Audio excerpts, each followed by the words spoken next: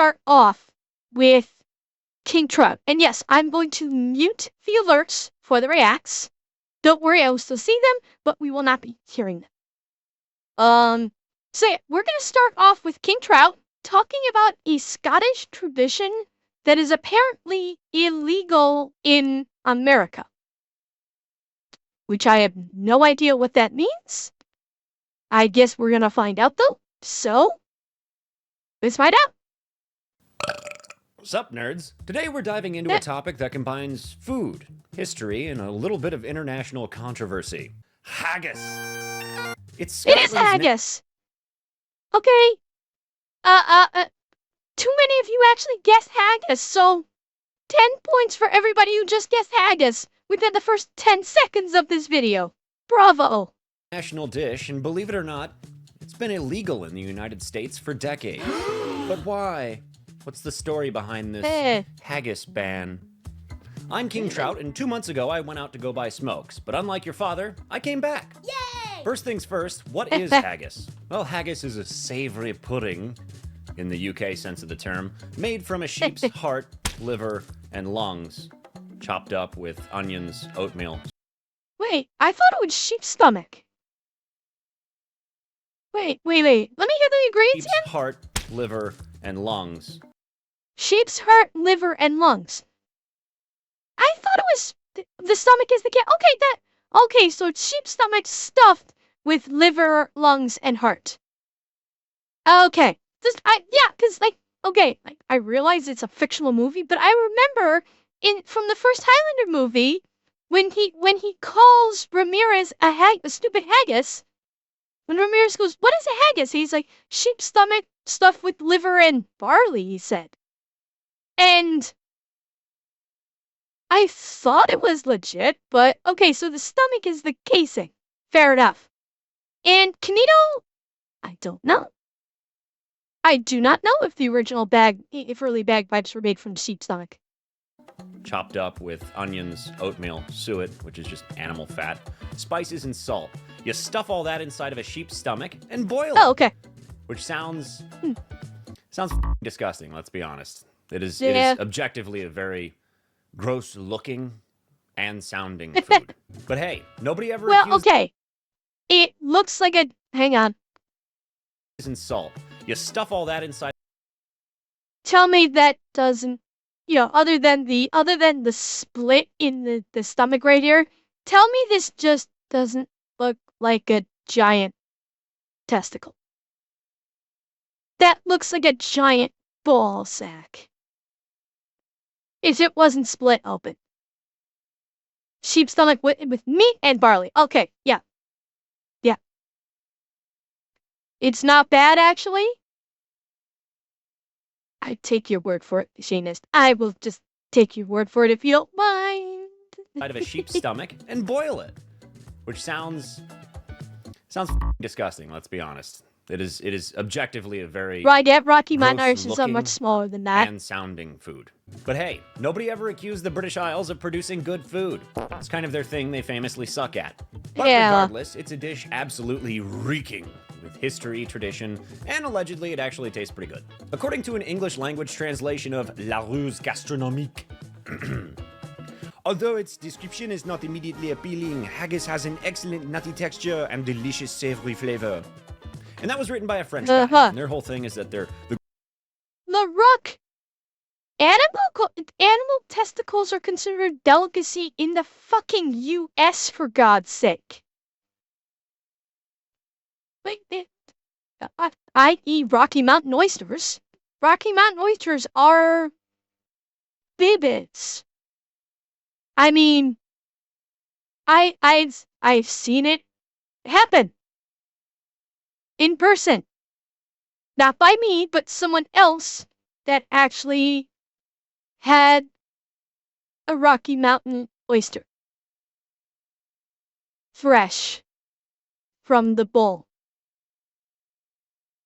I've seen it.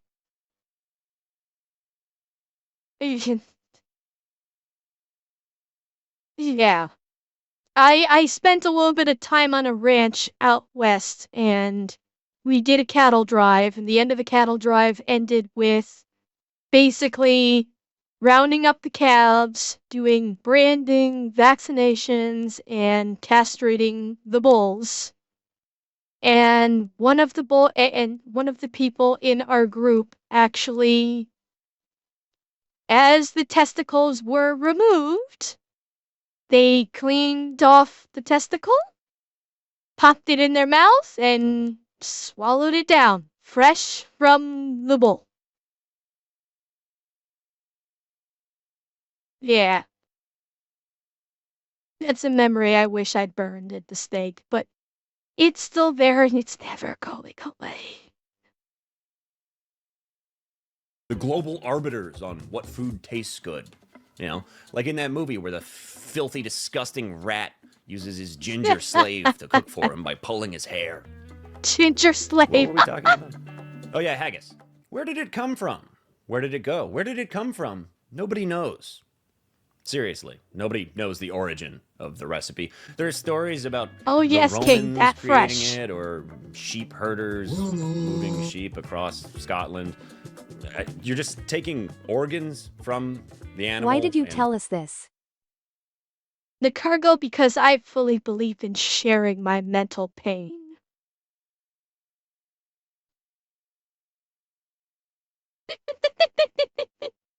Stuffing it inside of an animal's organ. Yes, he did, cooking. Dwayne. Really not a... Oh, hang on. You're just taking organs from the animal and stuffing it inside of an animal's organ and then cooking it. Really not a very complicated recipe. Dishes like haggis exist all over the world. It's basically just a giant sausage, if we're being honest. The name haggis comes from the He's Scots not entirely word wrong. hog, meaning to chop up, like hack. Just describing the chopped up stuff inside of the sheep's stomach. Not a very creative name, I'll be honest, but yeah, that's the origin of it, either way. The dish is traditionally served with neeps and totties, which are just mashed turnips and mashed potatoes, respectively. I don't know why every country in the UK feels the desire to give stupid, childish names to normal things, but here we are. Well, it is Scotland. Scotland is kind of known Scotland is kind of known for some that crazy shit. This is not even so much UK is gonna UK. This is more like Scotland is gonna Scotland. Leave us not forget the national animal for Scotland. You know, most people have like the national birds or the national animals. You know, US has got the bald eagle. Some places have like a lion, some places have a bull. The national animal for Scotland is the unicorn. That is the national animal for Scotland. So yeah, Scotland's kind of on a whole different level than the rest of the UK. Okay? Haggis is so beloved in Scotland that it's considered to be Scotland's national dish. It's traditionally eaten on Hogmanay, which is New Year's Eve, as well as Burns Night, which is a night wherein the Scottish people celebrate beloved Scottish poet Robert Burns.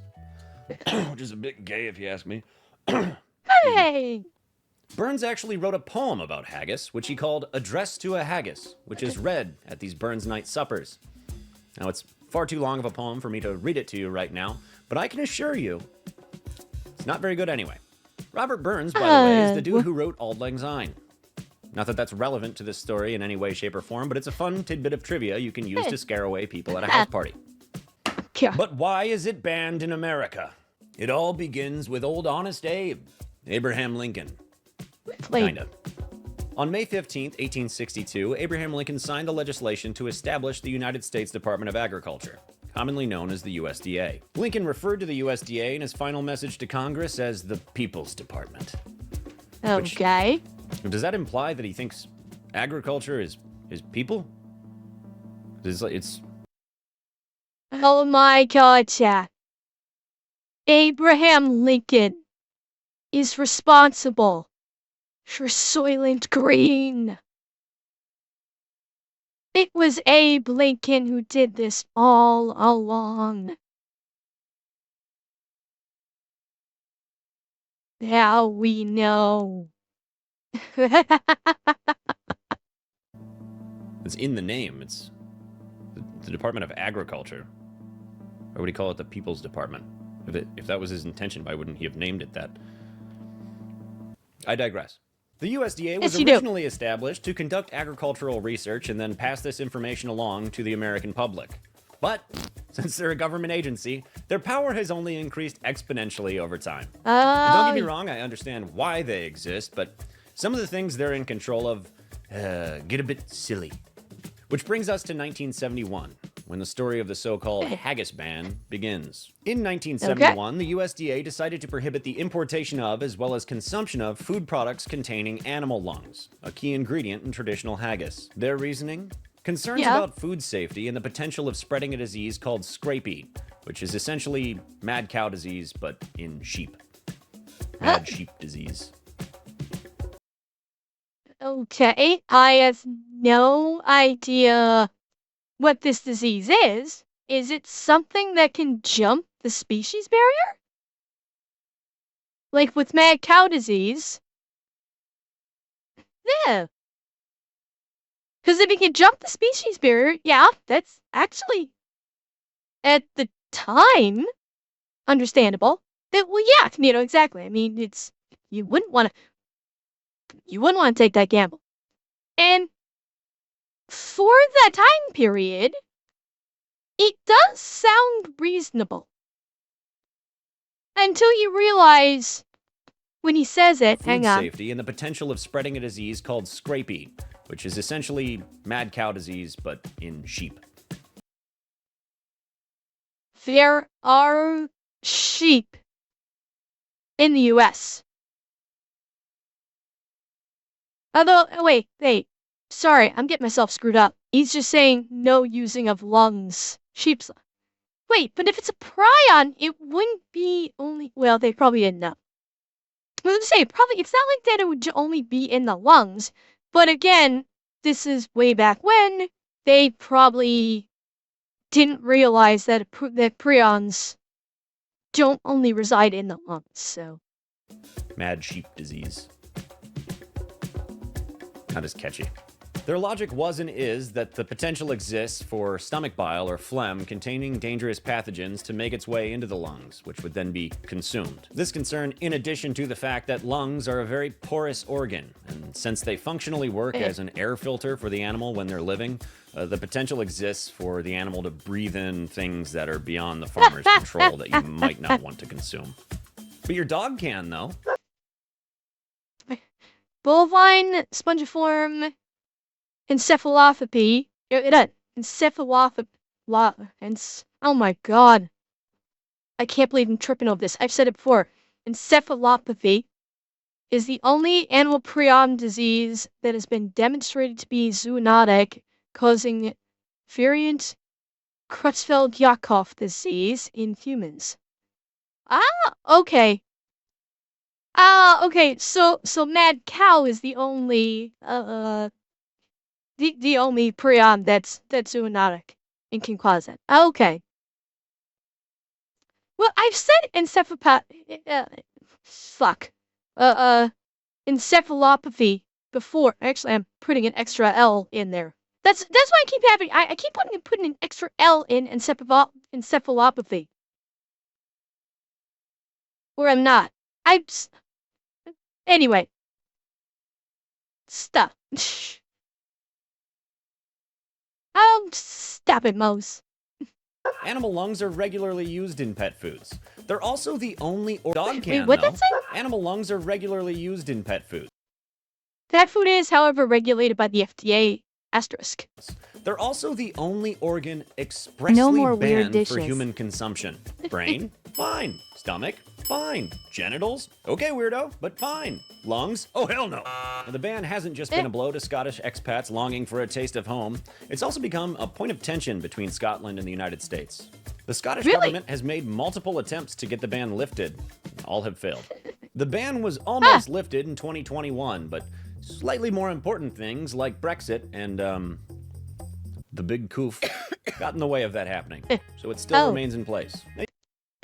And of course, when that happened, do you really think the FDA was going to say, yeah, we're dealing with a worldwide, we're dealing with a worldwide pandemic that focuses on a respiratory illness. Do you really think we're going to lift a ban on lung import, on the use of lungs in food when we're dealing with this? Yeah, bad time. Very, very bad time.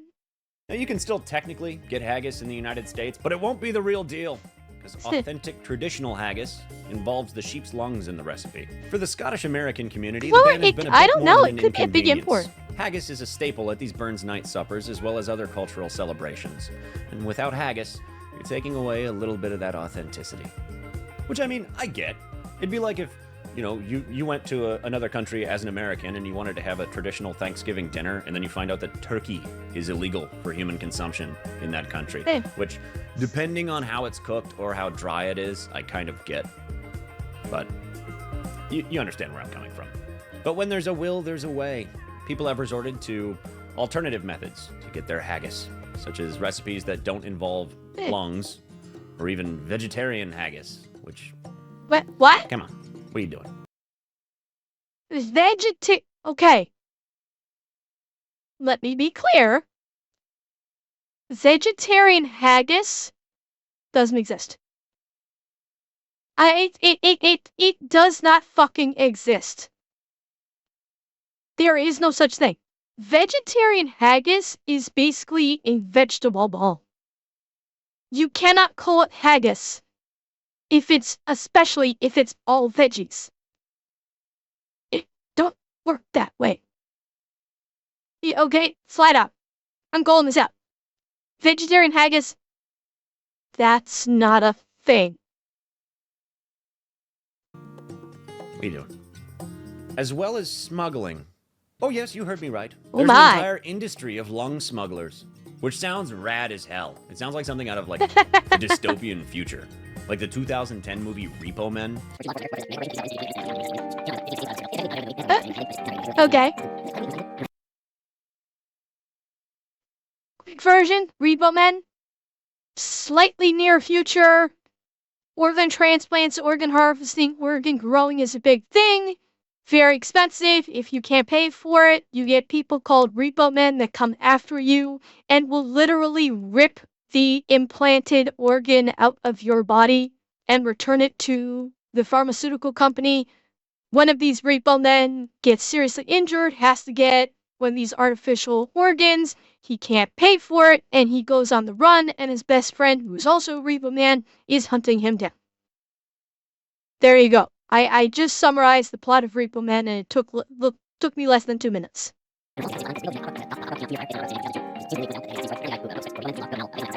Yes, it was, Gunder. 21 rating on Rotten Tomatoes. Although, is he talking about Repo Man, the 20, well, because it was, what was it first? Was it a musical play first, or a movie first? Well, yeah, no kidding, the one from 84 is much less Jude Law in it. That's what I'm thinking.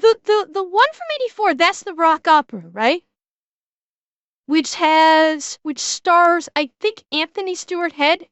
Yeah, Repo the Genetic Opera. That's the one with Anthony Stewart Head starring in it, correct? I'm reasonably sure. And then the one that came out in, what was it, late 90s, early 2000s, that's the one with Jude Law, starring Jude Law and Forrest Whitaker. And that was an actual movie. There was no musical numbers in that one.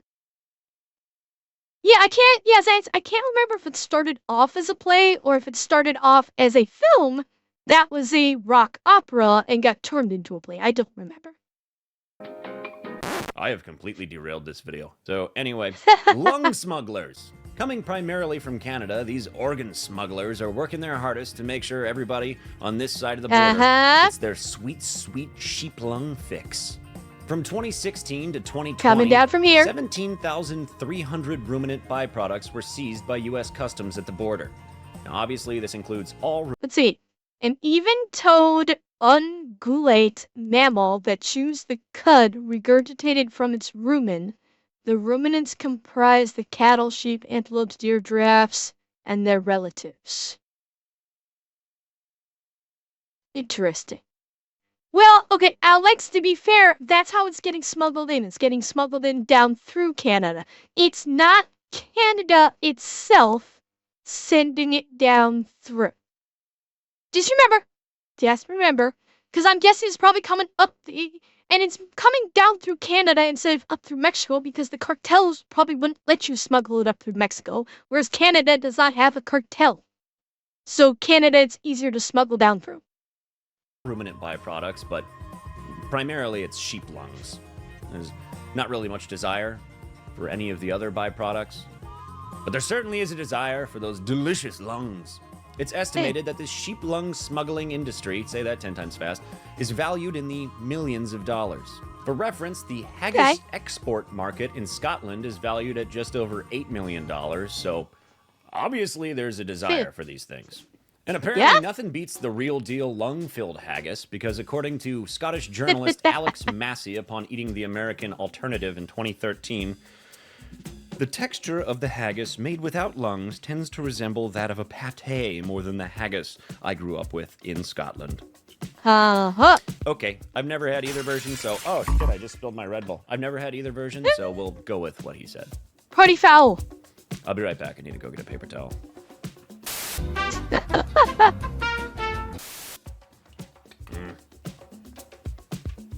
Got a new one. Summer edition. Last year's summer edition was really good. It was so good they kept it around as a new flavor called Sea Blue. It's always sold out. This year's summer edition, not that bad. Listen, if the cigarettes and booze don't kill me, these things certainly will. Over the years, there have been several attempts to get this ban lifted, including in 2010 when Scotland's Rural Affairs Minister visited Washington, D.C. to lobby in an attempt to have the ban overturned.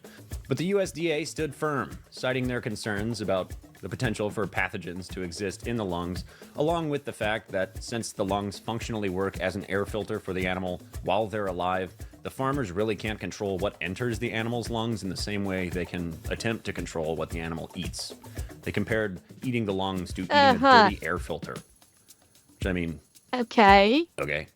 But this isn't just about food safety. It's about cultural preservation and the right of people to enjoy their cultural traditions and foods, no matter how fucking gross and weird they may seem to others. Would I try haggis? Absolutely. Like, I love lengua, which is just cow tongue, which is kind of objectively pretty gross if you like, put any thought into it. But I've never really understood when people are like weirded out by a food because of the ingredients in it. Like, if you've eaten a hot dog or a chicken nugget, you've objectively eaten a grosser food than haggis. Not that I've had haggis, I'm just saying objectively. Like, it's not raw. Think about most processed food in in North America, for God's sake, like hot dogs, like bologna, like fucking chicken nuggets. It's all fucking gross. Yeah, it's all like super processed crap. Realistically speaking. Like super processed, and even the meats, like even the meats that you get in the grocery store, like chicken fillets, or beef or steaks or anything like that. That's all still probably they advertise, oh, non-hormone. You actually fucking believe it? But any of the processed foods is just as bad as what? Like non-processed lungs? And what's the processed? I mean, fucking hell. It's like, it's not even biology at this point, Kanito, because like it's like a paste, especially like with chicken with chicken nuggets. It's literally like pink goop fucking paste.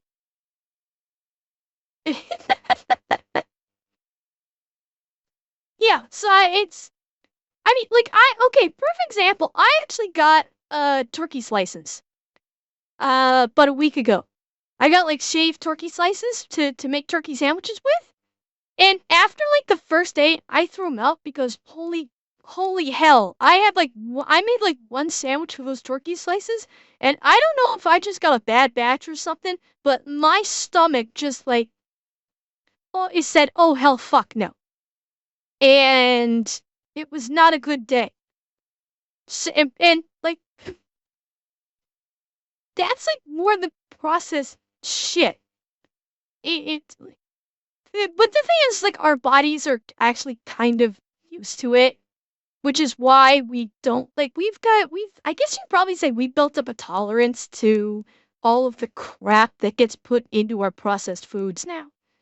Which is why like eating like I think that's kind of why eating what is actually like fresh foods like meats probably doesn't taste as good to many people because we're so used to eating the processed stuff. And yeah, I mean, Revan, you're right. If we had fed our current food to our ancestors several hundred years ago, they would be sick as hell. Taking like just a few bites of what we consider our standardized cuisine in this day and age. It would make them violently ill because of so much of the processed crap that's into it that our bodies are able to cope with no problem. It's a normal fucking thing for us. But for our ancestors hundreds of years ago, it would make them violently fucking ill. That kind of says it, and they're going to be bitching about the air filter of the body. Get the fuck out of here. Meat paste made from all the waste parts. Not gonna stop me from eating chicken nuggets and hot dogs, but if you really like take one step back and look at it objectively, it's kind of just as gross. Haggis is basically a giant hot dog. I mean, yeah, it's basically just a giant hot dog now that I'm thinking about it.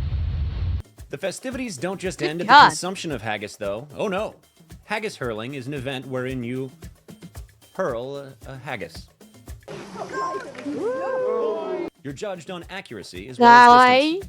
Haggis hurling is an ancient Highland event dating all the way back to the far-off year of 1977, when an Irish guy published an ad claiming it was a 17th century Highland sport that they needed to bring back, just to see how gullible the Scottish people were. And obviously he proved his point. Also, there's a prank. Okay, that's fucking based. That's pretty fucking base right there.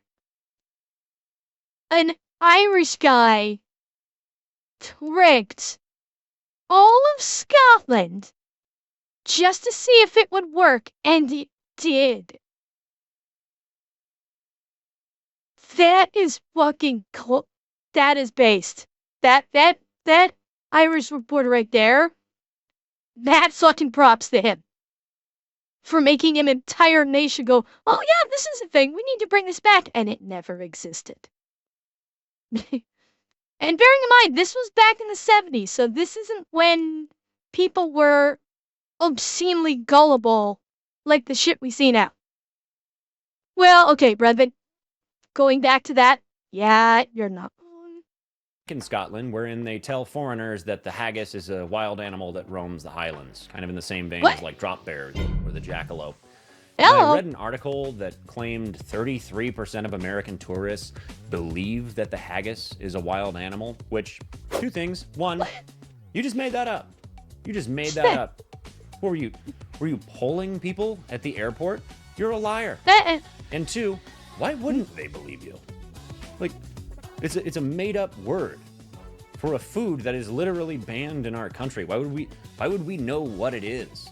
It'd be like if you came to America and got off the plane, and I was like, there's an animal called the porgus, and then you were like, okay, because why wouldn't you believe me? And then I went, you stupid fucking idiot! That's actually, the porgus is a food, not an animal. Get the fuck out of here. Shut the fuck up.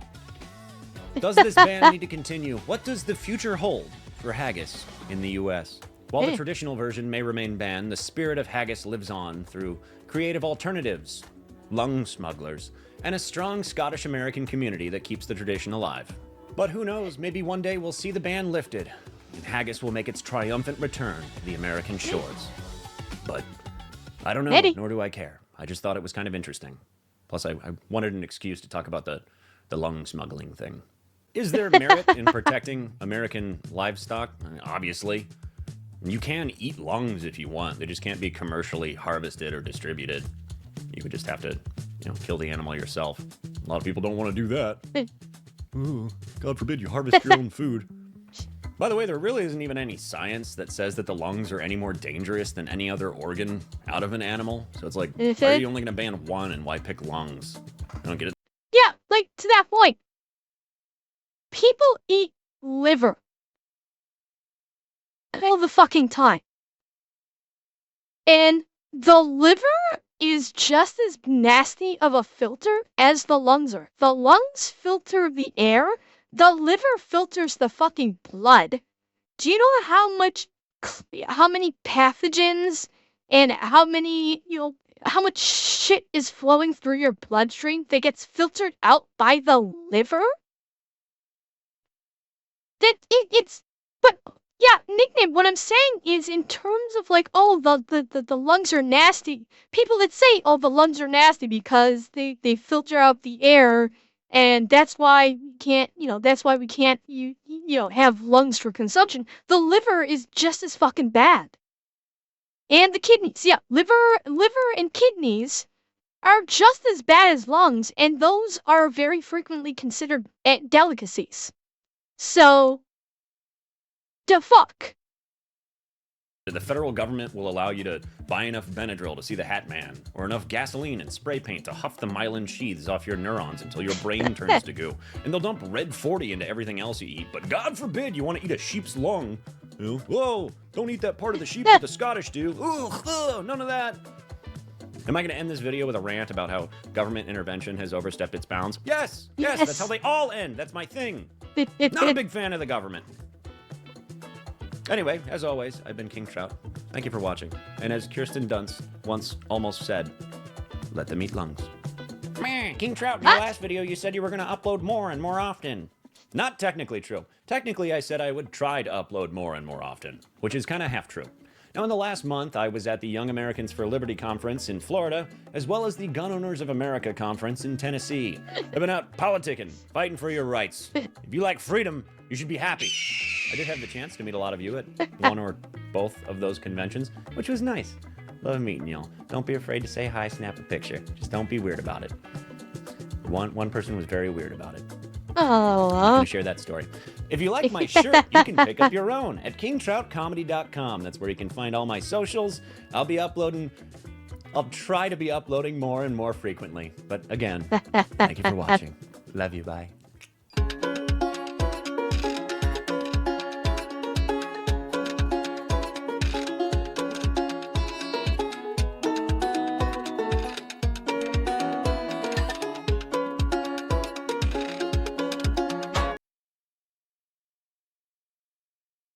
That was fun.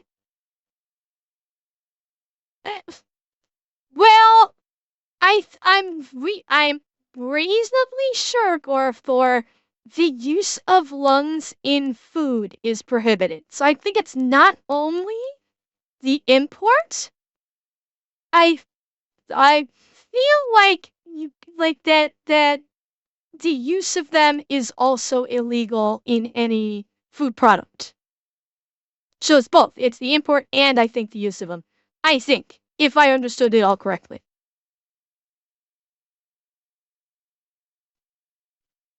But that was fascinating.